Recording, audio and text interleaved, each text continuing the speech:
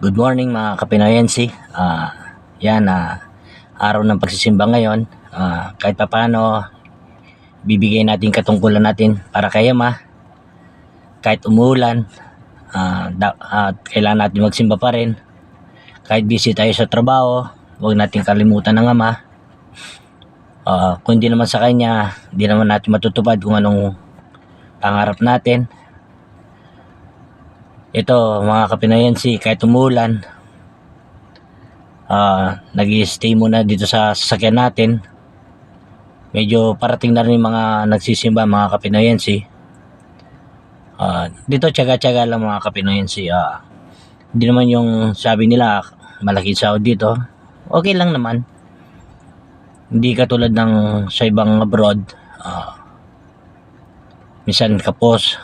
Pero dito nabibigay naman kung anong pangangailangan ng mga pamilya natin.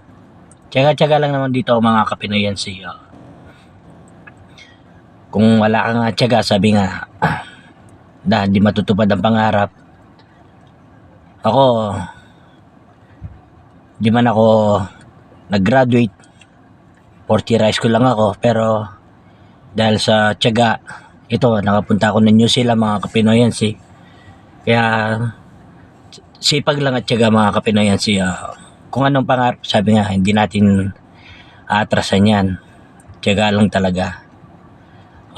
Ito Kapinoyensi, medyo parami na rin yung mga tao. Kahit umulan, siyempre, ito ay ibibigay natin sa araw ng Diyos.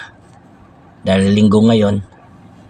Sige mga Kapinoyensi, tayo papasok na sa simbahan.